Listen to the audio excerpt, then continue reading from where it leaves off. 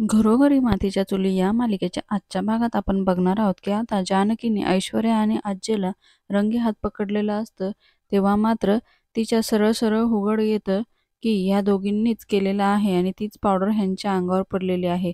तेव्हा मात्र त्या खरं सांगायला तयार नसतात म्हणून जानकी म्हणते हरकत नाही, मग आता मी आईंनाच बोलवते, काय खरंय काय खोटं. तर तेव्हा लगेच आजी म्हणते नको नको. तर लगेचच आता जानकी म्हणते मग मला उत्तर हवं आहे. तर तेव्हा ऐश्वर्या म्हणते, "हो, मीच केलं आहे हे. जा तुम्हाला जाऊन सांगायचं आहे ना आईंना, सगळ्यांना सांगायचं, जाऊन सांगा. तुम्हाला हेच हवंय आणि तुमचं समाधान होईल." तर तेव्हा जानकी म्हणते, "माझं याने समाधान नाही होणार. तू सगळं विसरावं म्हणूनच समाधान होईल." तर तेव्हा ऐश्वर्या म्हणते, "तुम्हाला काय गरज होती सौमित्रला घरात आणायची? बरं ठीक आहे, त्याला आणलं तर ठीक आहे. परत अवंतिकालाही आणलं. बरं तिला आणलं तर आणलं आणि माझ्या मंगळागौरीबरोबर तिचं कौतुक करायची काय गरज होती?" असं ती सगळं काही मनातलं बोलू लागते. इकडे मात्र जानकी तिला पुन्हा समजवण्याचा विचार करते, पण ती काही समजून घेत नाही. तेवढ्यात तिथे सुमित्रा येते आणि काय झालं विचारू लागते. तर दोघेही खोटे बोलतात, की आजी पाय घसरून पडले होते आणि त्यांना सावरता सावरता मी पण पडले म्हणून अंगाला माती लागली. इकडे मात्र दुसऱ्या दिवशी सकाळी जानकी अवंतिकासाठी चहा घेऊन येते आणि सोबतच औषधं पण आणते. तेव्हा मात्र अवंतिकाला खूपच वाईट वाटत असतं, कारण ती जानकी वहिनींना वाटेल तसं बोलते म्हणून ती त्यांची माफी मागू लागते. तेव्हा मात्र त्या म्हणतात, "मी जेव्हा तुला पाहिलं ना, तेव्हाच माझ्या लक्षात आलं, की तू खूप निर्मळ आहे. तुझा स्वभाव अगदी लहान मुलासारखा आहे. तुझ्या मनात काही नसतं." तर तेव्हा मात्र तरीसुद्धा ती माफी मागते. तेव्हा जानकी म्हणते, "अगं मला राग आला होता, पण तू तेवढ्यापुरतं, मनात काही नाहीये. तू काळजी करू नको, औषधं घे." तर ती म्हणते, "आमच्या येण्याने खरंच कोणाला प्रॉब्लेम नाही ना?" तर तेव्हा ती म्हणते, "असं काही नाही." परंतु आता जानकीला माहिती असतं हे सगळं ऐश्वर्याने केलं, पण ती आता अवंतिकाला सांगत नाही. तेवढ्यात तिने माफ केल्यावर मात्र ती अवंतिकाला अगदी मिठी मारणार, पण अवंतिका म्हणते, "सॉरी वहिनी, मला असं वाटतंय तुम्हाला लगेच मिठी मारावी, पण अजून पण माझ्या बॉडीला त्रास होतोय ना, माझ्यामुळे उगीचच तुम्हाला ॲलर्जी नको." तेवढ्यात असं म्हणून जानकी तिथनं निघून जाते. इकडे मात्र आजी ऐश्वर्याला बोलते, "काय गरज होती तुला हे सगळं करायचे? अवंतिका आपलीच आहे ना."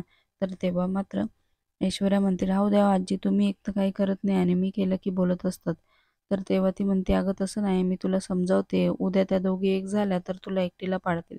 इकडे मात्र ऐश्वर्या सारंगचा वापर करून त्याला चहा वगैरे देते आणि खोटीनाटी तारीफ पण करते, कसा झाला आहे चहा वगैरे विचारते.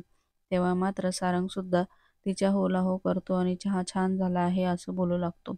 दुसरीकडे मात्र आता हॉलमध्ये अवंतिका, सौमित्र, आजी आणि सुमित्रा असते. तेव्हा मात्र सुमित्रा तिथे अचानक येते आणि आता अवंतिकाला तिच्याशी बोलायचं असतं म्हणून ती पुन्हा सौमित्राकडे बघते. तर सौमित्र म्हणतो, "हो, बोल."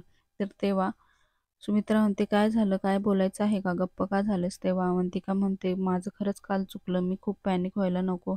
तर तेव्हा मात्र ती म्हणते, "हरकत नाही. पण मला खूप वाईट वाटतंय. मी जानकी वहिनींना पण नको ते बोलले." आता जानकी वहिनींना बोलल्यावर आजीला मात्र राग येतो. तर इकडे सुमित्रा म्हणते, "हरकत नाही. घर आहे म्हटल्यावर अशा गोष्टी होणार." पण ती मनापासून सगळ्यांची माफी मागते. तेव्हा मात्र आता सुमित्रालाही बरं वाटतं आणि इकडे सौमित्राला सुद्धा अवंतिकाच्या वागण्याचा आनंद होतो. दुसरीकडे मात्र आता सारंग आवरायला निघतो, परंतु ऐश्वर्या म्हणते, की "तुम्ही सकाळी खूप क्यूट दिसता. आपण आत्ता फोटो काढूया तुमचा." तर तेव्हा सारंग म्हणतो, "आत्ता?" परंतु ऐश्वर्या त्याची समजूत काढते आणि त्याचा मोबाईल घेते फोटो काढण्यासाठी. इकडे तो फोटो काढण्यासाठी बसतो, परंतु ऐश्वर्या लगेचच त्याच्या मोबाईलवरनं फोन न काढता सौमित्राला मेसेज करते आणि सौमित्राला मेसेज करून गच्चीवर बोलवते आणि लगेच म्हणते, "1 मिनिट हं, मी जरा सेटिंग करते." आणि त्याला मेसेज करते. त्यानंतर म्हणते, "आपण सेल्फी पण काढूया." आणि सेल्फी काढते आणि लगेच म्हणते, की "आता चला फ्रेश होऊन घ्या." इकडे मात्र सौमित्राला सारंगाचा मेसेज येतो. तेव्हा मात्र तो आईला सांगतो.